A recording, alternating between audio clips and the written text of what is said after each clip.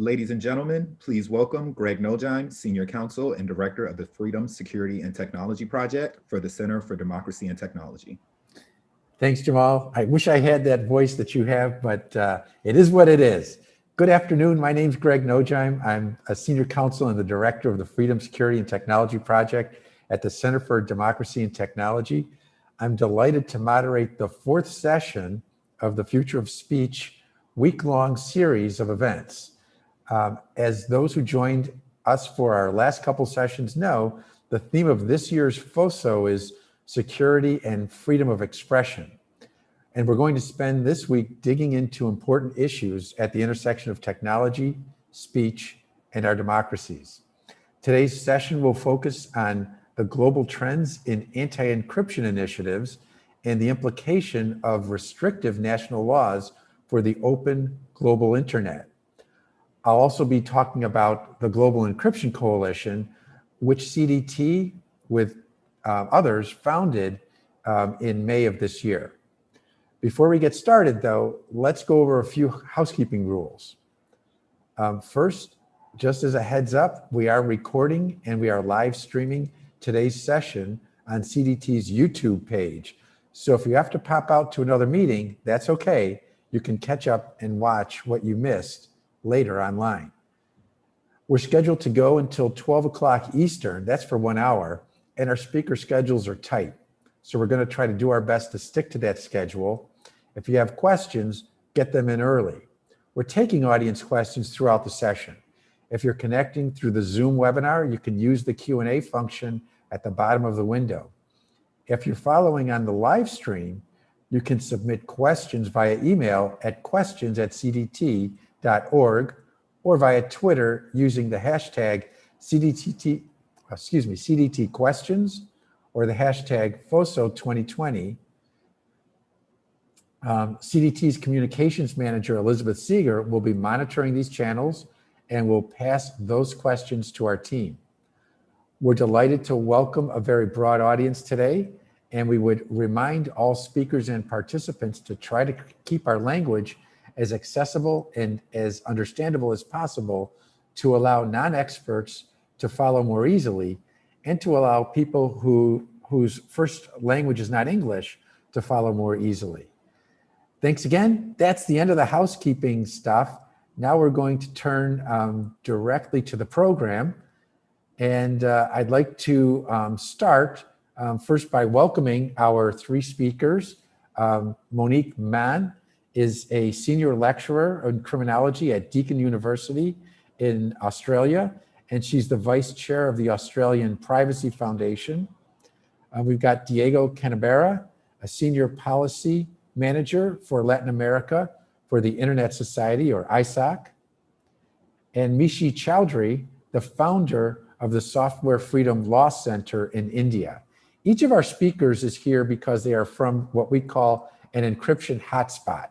That means that encryption has been a big issue in their country, and they've been engaged on it. And we'd like them to bring us up to speed on what happened or is happening on encryption in their country and what people are doing about it. And so I'd like to start first with Monique in Australia. Monique, first of all, thanks for joining us in the middle of the night. It's 3 o'clock in the morning where you are, and the coffee is on the way. Australia has the uneasy honor of having already enacted legislation that threatens encryption. The 2018 Assistance and Access Act has been said to be, quote, at war with math, close quotes, because of the way it treats encryption. What exactly does this legislation authorize, and why should people 10 time zones away care about what's happening on encryption down under? Well, good morning, Greg, and thank you for having me here today at FOSO. And greetings, yes, from Australia, where the laws of mathematics are commendable, but the only law that applies here is the law of Australia. And of course, here I'm quoting from our former Prime Minister, Malcolm Turnbull, who said those exact words in 2017 prior to the introduction of the Assistance and Access Act, also known as TOLA. he very famously stated that, in fact, which signalled the so-called war on maths. So this proposed law was introduced into the Australian Parliament in September 2018, so just over 2 years ago. It was passed in December 2018 with pre-election urging about unspecified Christmas season threats that effectively suppressed robust review. It's still in force now. It's being used by law enforcement, and there are still a lot of deficits in terms of protections for human rights and also journalistic freedoms. And indeed, as we speak right now, the Australian government are currently kind of repeating 2018. I've got some deja vu happening with a raft of further new surveillance measures that are being introduced, including the expansion of government hacking powers. But specifically to TOLA, what it does is it increases the obligations of both domestic and offshore organisations, designated communications providers, very broadly defined, to assist law enforcement and security agencies to assist information or design new ways to access information. So it introduces what is known as technical assistance requests, technical assistance notices, and technical capability notices. And essentially, these allow for the government to request a provider. In the first instance, it's framed as kind of a voluntary request. If they're not complied with, it then escalates to a compulsory notice to do a whole range, an unlimited range, effectively, of acts or things is the legislation, the language that's used in the legislation. There are a few, really, if any, limitations on what they can request. And essentially they escalate to compel a provider to do a whole range of things. But most significantly, the TOLA introduces what is known as a technical capability notice. And these authorise the Attorney General, an executive position, not a judge with no judicial or warrant oversight here, to issue a notice that is directed towards ensuring that a provider is capable of giving certain types of help to our intelligence and law enforcement agencies that underpins the development of new capabilities to collect information. So essentially, providers will be required to develop new ways. And there was a really big debate at the time about the extent to which these constituted systemic weaknesses or backdoors. So why should international audiences care, or those 10 time zones away at a much more respectable hour than I'm currently in? Well, because Australia has very unique domestic legal arrangements, and it might surprise some people to learn that Australia is the only Western democracy without any enforceable human rights protections. We also have an aggressive stance on mass surveillance, and we have a very well-documented track record of hyper-legislation, particularly in relation to national security. And so in this way, we're somewhat of a weak link, particularly in the Five Eye Alliance, of which we are also a member, because this enables the introduction of laws here in Australia that are less likely to be constitutionally or otherwise legally permitted elsewhere or permissible elsewhere, that operate extraterritorially. And so this is really significant because the laws that were introduced in Australia at the end of 2018 operate outside of the domestic sovereign state of Australia. They have international reach, and they do that in three key ways. So they impose obligations on designated communication providers outside of Australia to do these things. So they operate, for example, to be able to issue technical capability notices to US-based tech companies, for example. They also include the expansion, the law also expands the powers of Australian law enforcement in terms of computer access warrants to apply internationally and to allow their use for the enforcement of foreign laws, not Australian laws. So we can enforce laws of other countries under the purview of a joint operation, and effectively to exploit the absent human rights protections here to engage in further information sharing with other nations, particularly Five Eyes. And this is also significant in the context that Australia is currently undergoing negotiations with the US about entering into a bilateral information sharing or data sharing arrangement under the Cloud Act. So look, that's in a nutshell some of the kind of main features of the Australian legislative situation at present, and we can delve into them further. I'm going to turn to you, Mishi, in just a second, but I wanted to ask Monique one question. that technical capability notice, that kind of structure, it sounds familiar. Was that based on the UK legislation, the Investigatory Powers Act? It is very similar in terms of what is authorised under the IPA, but indeed it kind of goes further in some respects, and also significantly it differs from the investigative power, the powers under the IPA, because they also introduce some oversight structures. So these all have to be kind of authorised in the UK. With some judicial oversight. They have, these very important kind of measures. In Australia, that's completely absent. So we don't have judicial commissioners overseeing the exercise of these powers. Thanks. Mishi, what are the parameters of the encryption debate in India, and where is it playing out? For which institutions is it playing out? Thanks, Greg, and thanks everyone for having me here. I am obviously at a much more decent hour on the Eastern time, mostly because I do practice in New York and I'm stuck here. But talking about encryption, I think because we're talking about the hot center, India, not a part of the Five Eyes Alliance, and usually ignored in the debate, but a few facts are important. It's only 1.25 billion people, the largest market for WhatsApp and Facebook.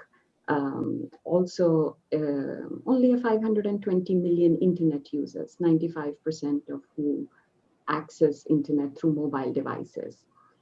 In the last few months, we have seen an investment of over $5.7 billion by Facebook in the largest telecom service provider in India. And we also saw an investment of $4.5 billion by Google in the same telecom service provider. Now, that service provider is a part of the Reliance Group of Industries. This is called Reliance Jio. And why that's important is because they're not only the largest business in terms of gas, steel, but telecommunications and retail. So all of the major companies come together here.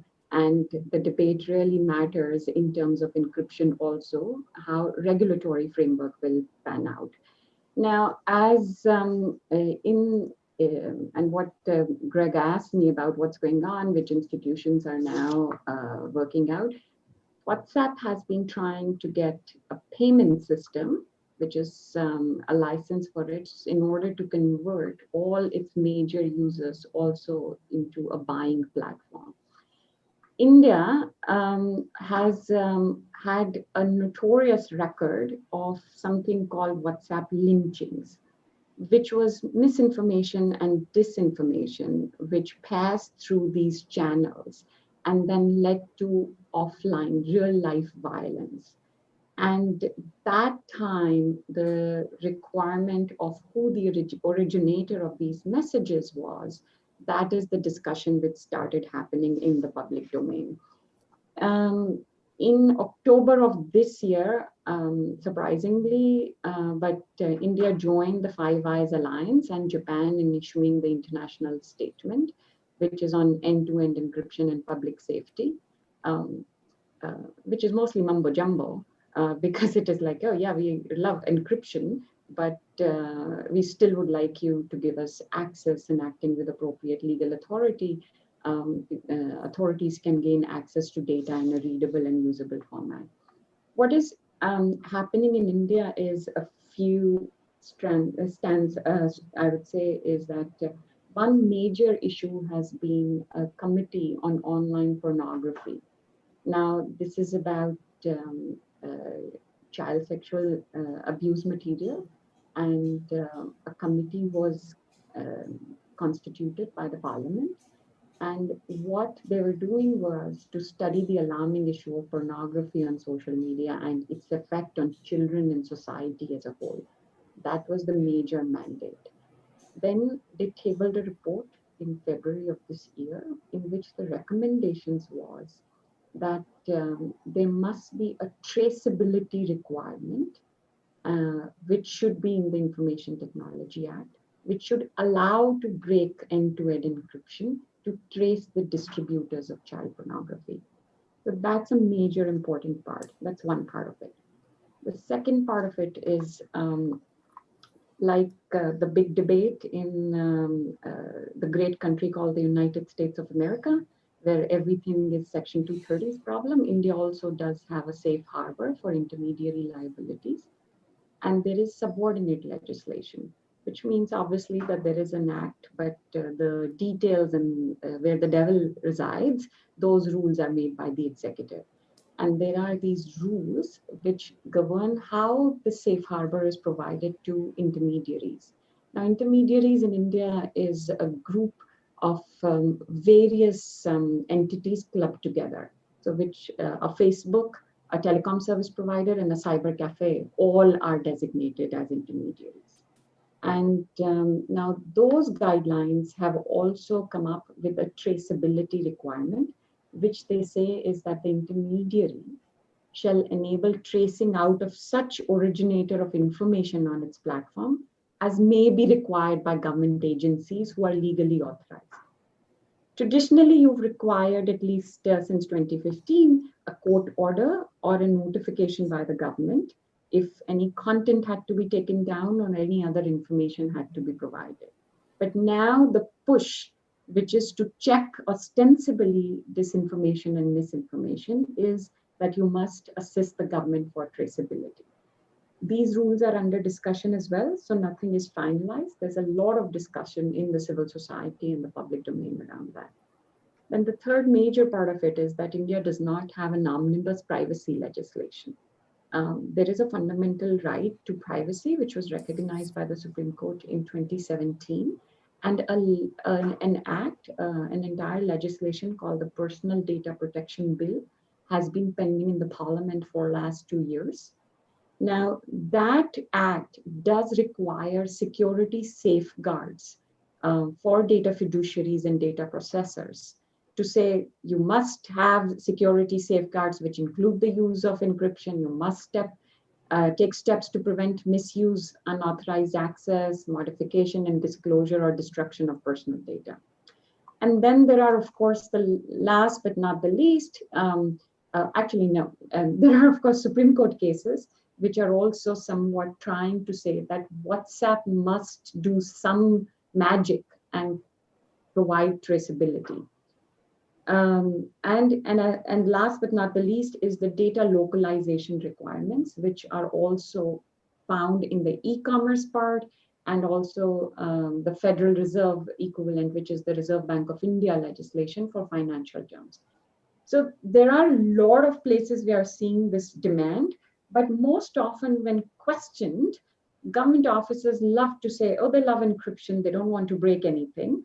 But if you're so smart to come up with such a technology, why can't you be so smart enough to help us, the good guys, as well?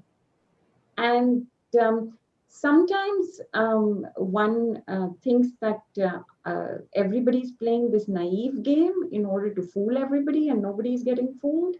But at times that narrative, because the simplicity is so attractive for the people who are not always clued into the debate, it is so attractive that we are constantly pushed back in a discussion where, oh, privacy versus security, instead of saying it's all about security. And the second aspect of it, which we regularly see, is ignoring that encryption is not just one-to-one communication. Yes, it is now being used in a lot of ways, which is WhatsApp, Signal, and such other applications where a larger group of people recognize it.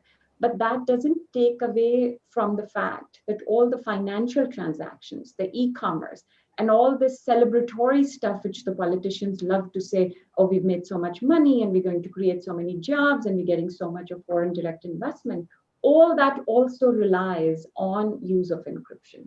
So I see a lot of those two major overarching themes play out.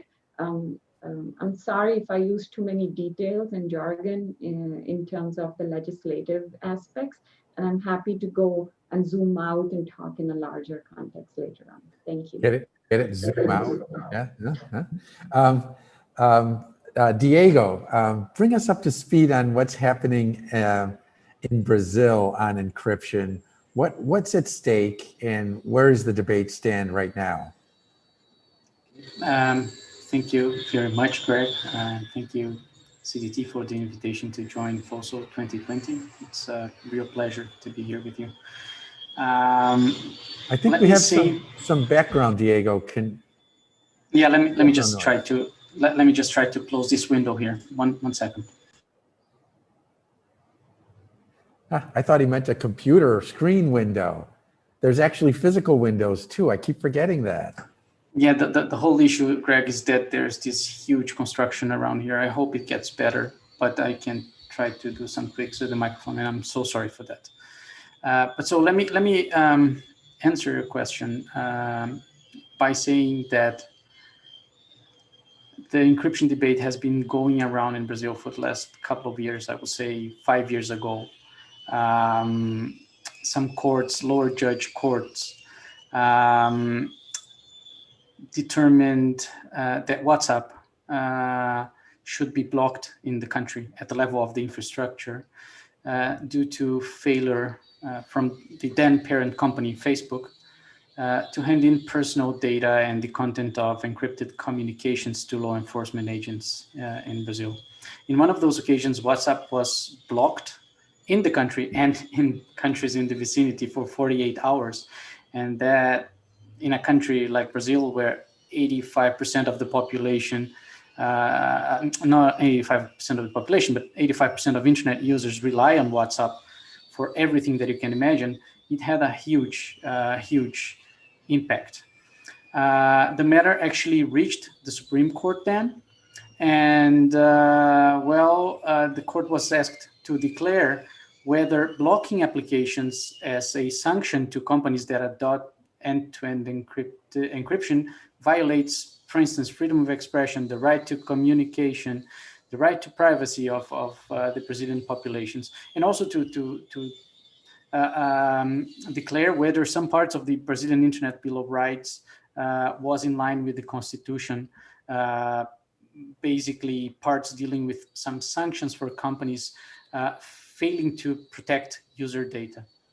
The court had some very long public hearing sessions on the matter around 2017. And in May 2020, it started the judgment of those cases. The judgment is actually interrupted at this point, but I have great news to share about how this has been unfolding. But basically, the 2 votes out of 11 that were already casted in that judgment recognized the right to encryption as this sort of derived right from the constitutional right to privacy. So this is great news. Nonetheless, from 2018 onwards, a discussion around disinformation in the context of the presidential elections and the controversial election of President Bolsonaro spurred a discussion on disinformation, fake news, and the need to tackle the spread of online disinformation in social media platform, but not only in social media platform, also in what some academics here are calling the myriad public sphere, which is just like encrypted messaging apps. And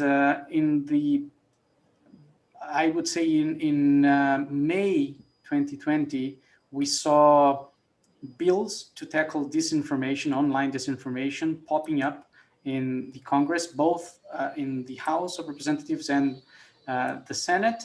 The Senate actually had discussions in a faster way and ended up approving in the first round of discussions a bill to tackle disinformation that has this general outline separated into 4 parts: transparency and accountability of content moderation by application providers, rules related to disclosure of information related to paid advertisement and sponsored content, and also the identification of users for people to be sure that they're not bots, they are just like humans, involving even the request for internet companies to ask for a valid ID for a person to create an account, but more controversially related to the topic of our conversation, traceability of messages. Something that generates a proximity to what we've been discussing here with what has been happening in India. And that specific part of the bill asks private messaging apps to keep records of messages sent in what is called mass forwarding for a period of 3 months. Mass forwards mean basically the dispatch of the same message by more than 5 users in an interval of up to 15 days to chat groups, transmission lists, or similar mechanisms that are used in messaging apps such as WhatsApp, Telegram, Signal, to group multiple recipients.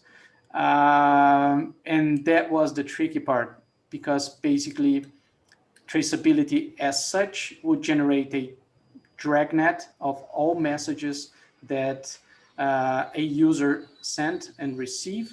And what actually was requested from providers when the authors of the bill and those who defended that provision would say is that there is a need to create a databases correlating user metadata with content metadata that would allow for two-way access to who speak what, when, and to whom.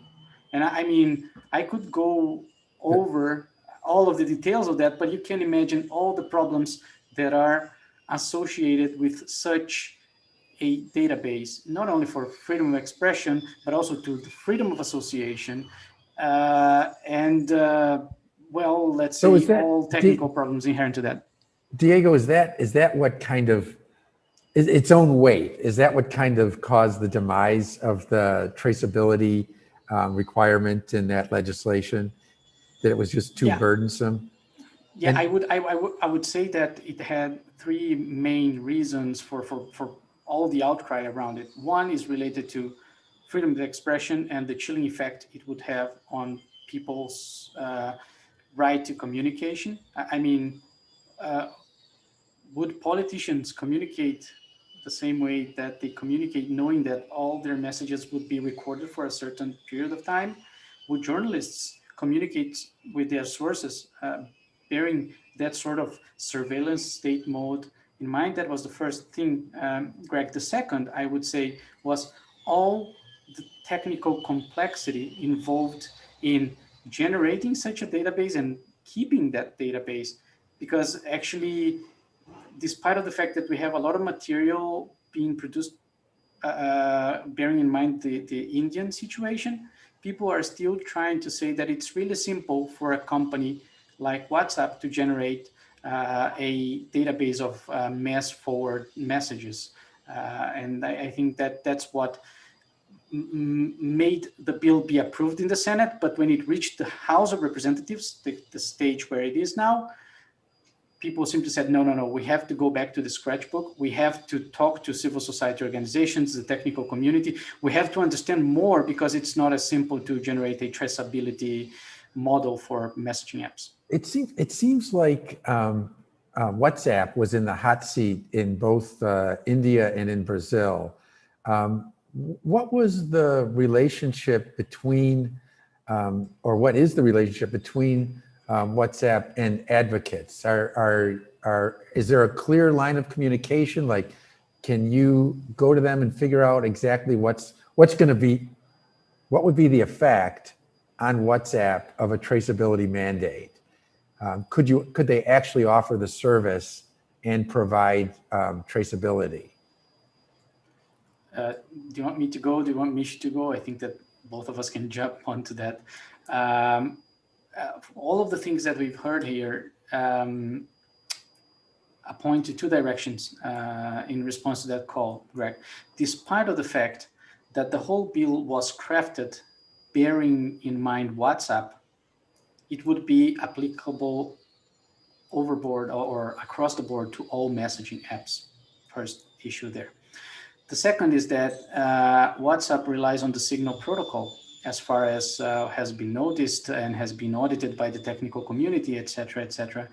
And all the features of the Signal protocol, double ratchet, perfect forward secrecy, etc., etc., they make it impossible for you to generate such a traceability mechanism without, one, breaking end-to-end encryption, and two, breaking the confidence that users have on that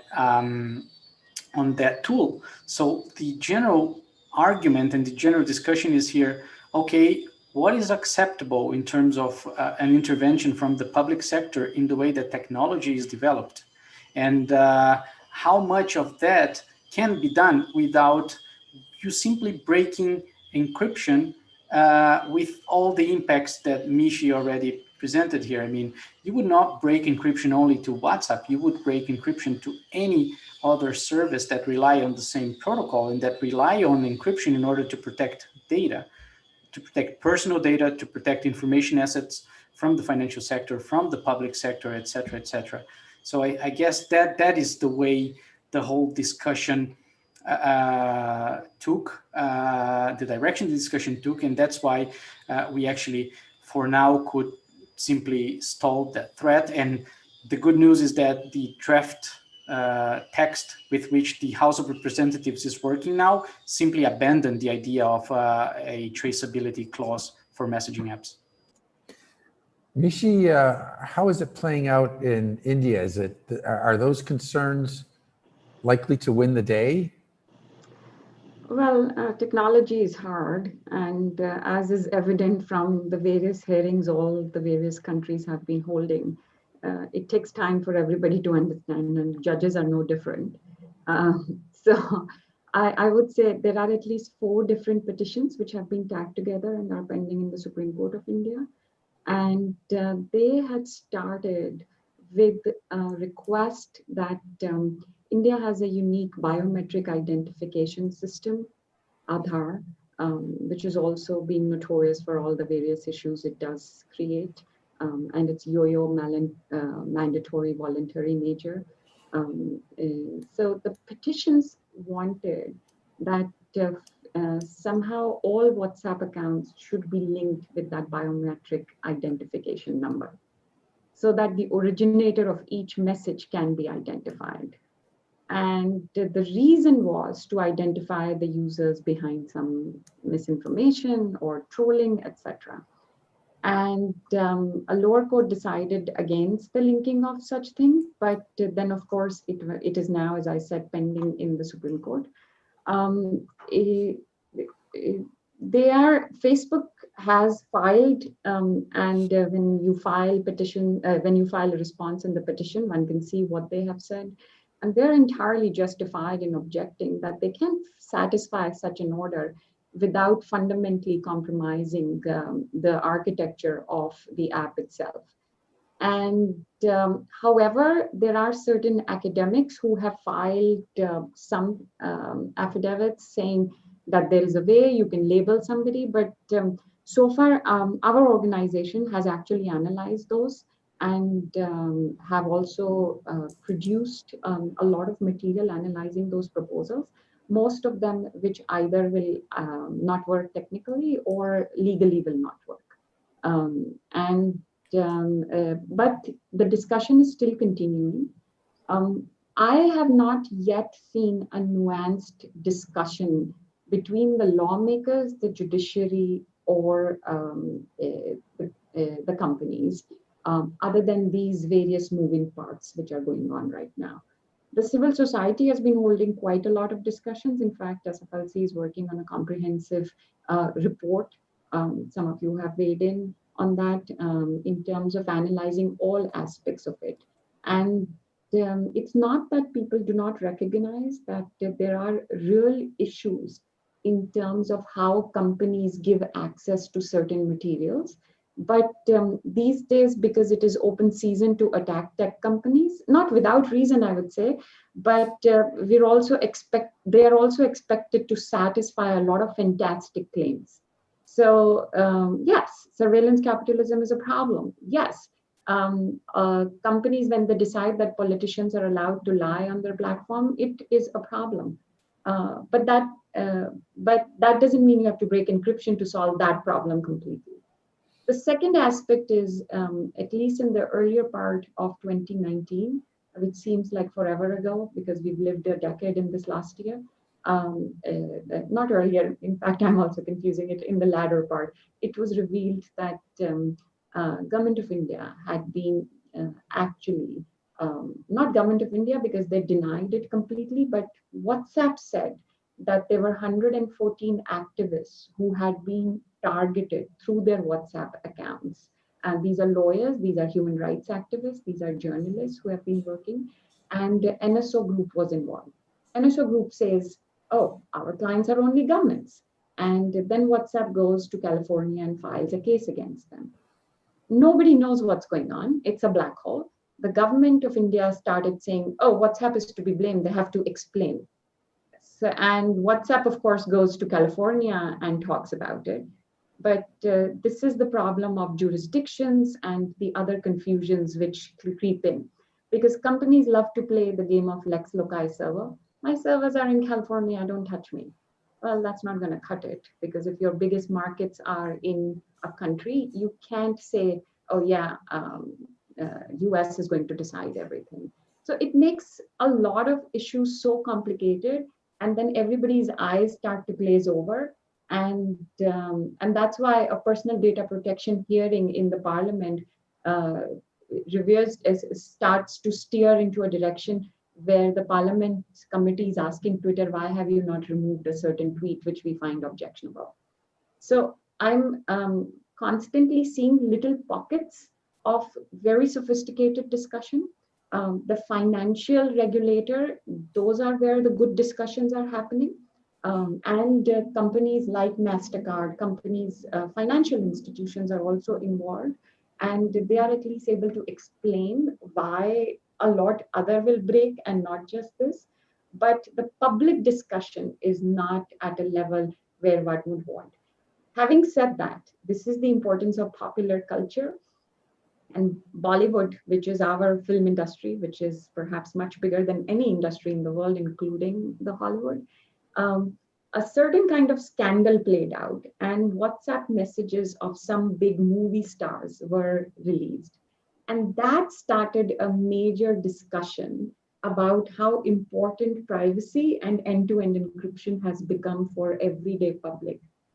And I wish I had the star power to talk about these complicated issues, but somebody else did it for us, and I'm forever grateful, because we've never seen so much interest as this started. Then I was gonna ask you whose rights are at stake in the encryption debate in India, but I think you've answered it. Monique, in Australia, there's been some issues regarding journalists. Is that correct? How do they relate to the debate on encryption in Australia? So very good question, Greg. We have seen recently provisions introduced under TOLA being used to gain access to communications data of journalists. Specifically, we had raids on our national broadcaster by the Australian Federal Police, and also the home of a journalist, Annika Smethurst. And these incidents were related to stories. The first was in relation to Australian troops' involvement in war crimes in Afghanistan. And the second was in relation to the expansion of the Australian Signals Directorate's powers to surveil Australian citizens, which is our Foreign Signals Intelligence Agency.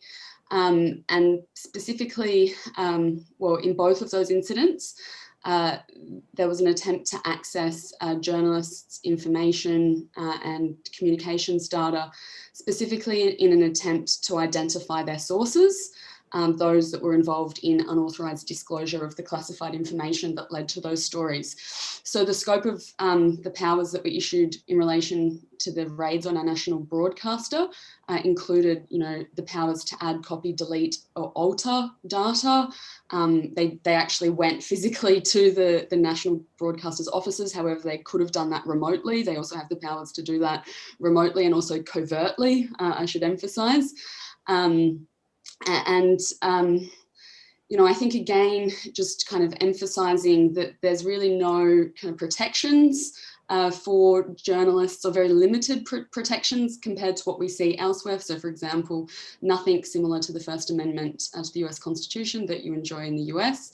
And there's really limited consideration of public interest reporting as well. And so, as we know, journalists and their confidential sources, whistleblowers, rely on encrypted communications to protect identity. And this, really presents a real risk to press freedom and a chilling effect on disclosure. And I would just emphasize the stories that were being reported on in both of those instances were demonstrably true. And so in the previous weeks, I don't know if you've seen in the international media, the Australian government have released a report after a 4-year inquiry into Australian war crimes in Afghanistan. And so, it just shows the importance of journalists being able to communicate in secure ways with their sources. I just want to emphasize what my colleague Tim Hoagland put in the chat. We are taking questions from the audience, the studio audience, if you will, and you can submit them in the ways that are indicated in the message Tim sent. Easiest way for me to see those questions and for the other speakers to see the questions is to just drop them in the chat on the Zoom interface, and we'll field them as they come in. I did want to mention, though, before we move on, that CDT and ISOC and Global Partners Digital have gotten together to look at encryption around the world and to create the Global Encryption Coalition. And I'm going to put the website address of the coalition in the chat. Basically, this coalition has come together to fight for encryption in the many hotspots around the world where it is being threatened. We launched in May, and we're up to like 80 or 90 organizations. So it's really grown a lot faster than we thought it would because of so much interest in preserving encryption and in finding synergies, like we were discussing on traceability. What happened in Brazil is happening in India on the issue, and what can we learn from each other as we try to protect encryption on a global basis. Greg, I have a question for Diego, if that's okay. Of course. So Diego, I'm interested, from my perspective, you have in Brazil the civil rights framework for the internet, which you would think, just from the name of it, ostensibly it's about the protection of civil rights on the internet. But apparently that's not the case. It's actually being used to introduce some of these measures or also that in relation to metadata retention. Can you speak to that? Yeah, of course, Monica, and you nailed it. The whole issue is that Articles 10 to 12 of the Marco Civil, the Internet Bill of Rights, basically say if any given company does not protect the data of internet users with the highest thresholds possible, the judiciary might actually suspend or block the activities of that company. But those were rules created to protect the personal data of internet users in Brazil. And law enforcement agents flipped it upside down by saying, hey, if you are not handing in the data, then we are invoking those clauses to ask for your service to be blocked at the level of the infrastructure. That is exactly the crux of the matter that is before the Supreme Court now, right, Monique? Because the huge effort that all organizations from the private sector, the civil society organizations, the technical communities, they were just saying, hey, this inversion in the sense of the law goes against the whole spirit of our having an Internet Bill of Rights. And that's exactly the kind of discussions that we are having there. And basically what the Supreme Court is taking a direction which simply recognizes that the proper interpretation of the Marco Civil is to protect the internet users in the country, that those provisions were actually meant to be a sanction against companies that that collect excessive amount of data and that do not respect the basic protections that now we finally have the general data protection law here in Brazil, coupled with the civil code, the Marco Civil itself, all the provisions for internet related services. And you cannot block applications as a sanction for services that actually rely on end-to-end encryption to protect the confidentiality of communications.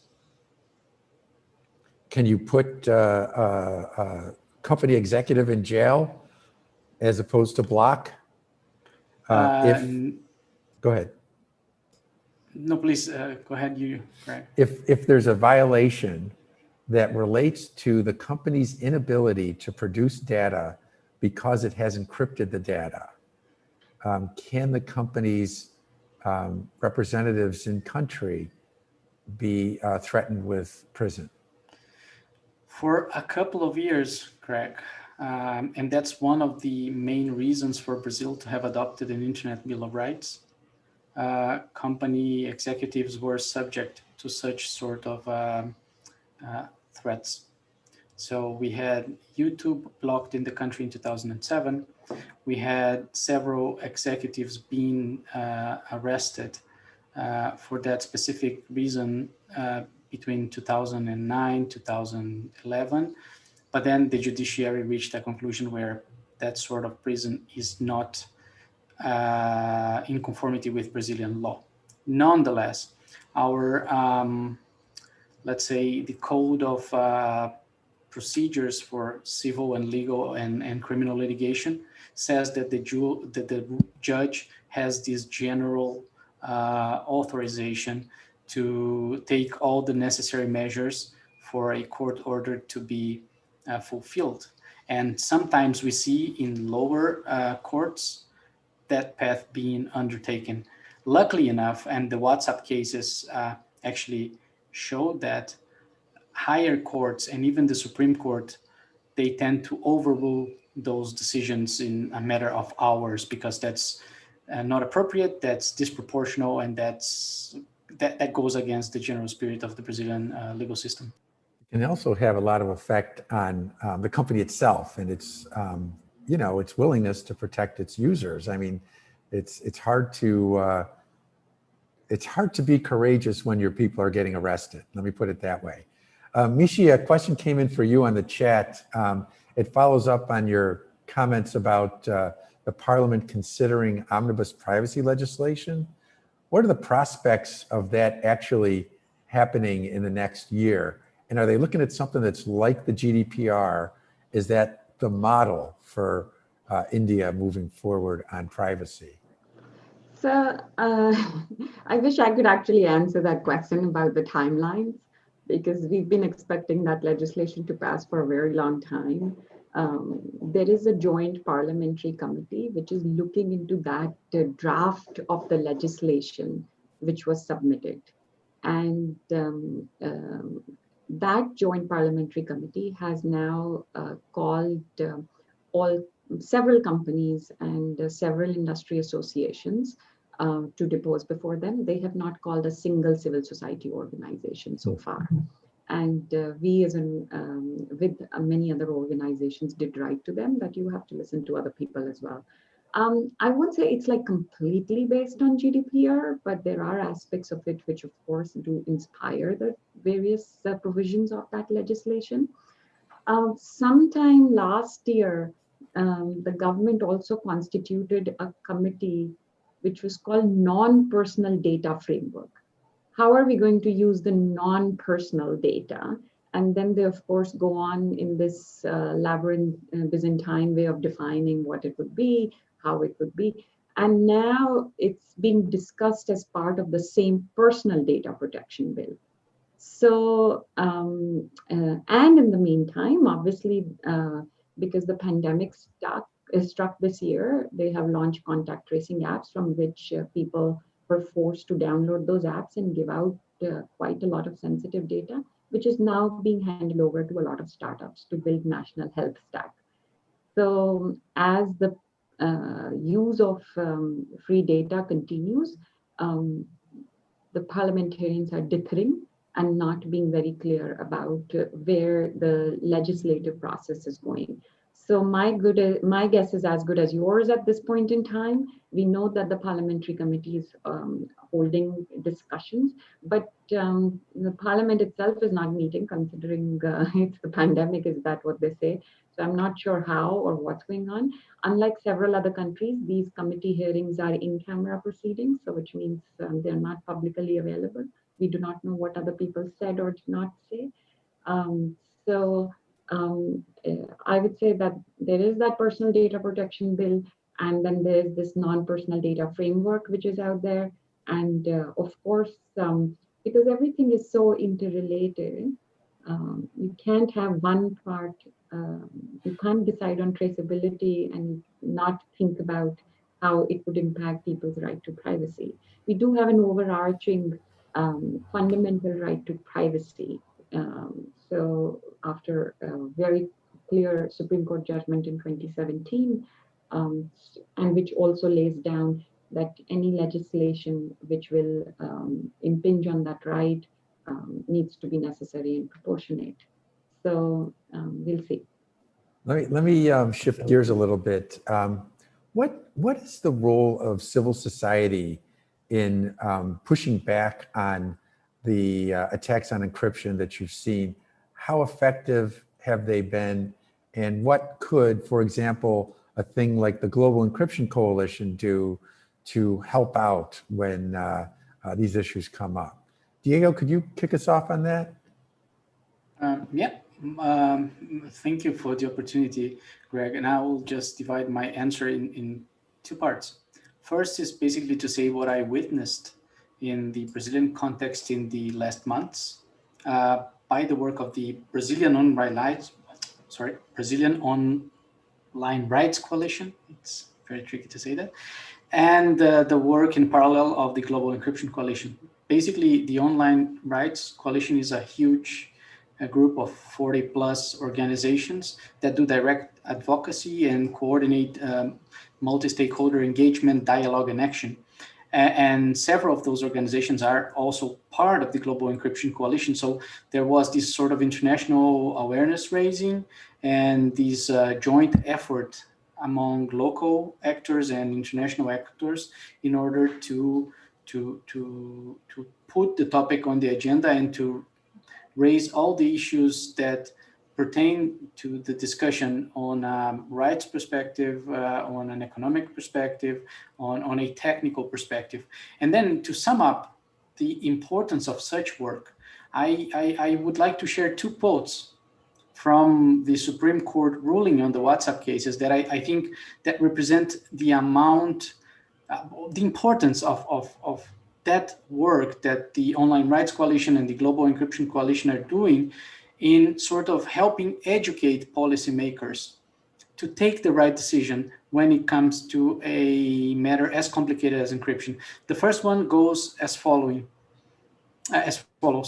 The fundamental right that provides the individual with the right to lock the home gate with a padlock, the right to build walls around his house or to hang curtains to his window generates a sort of fundamental right to encryption, or at least its use as a tool to fulfill the fundamental right to privacy in the present day.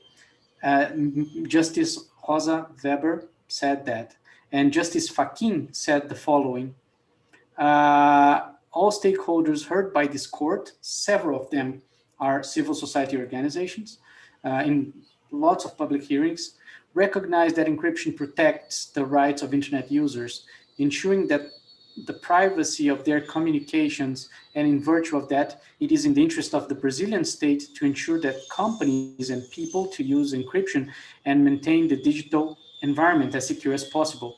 It is a contradiction that in the name of public security, the state stop pursuing the goal of a safer internet. A safer internet is a right of every individual and a duty of the Brazilian state.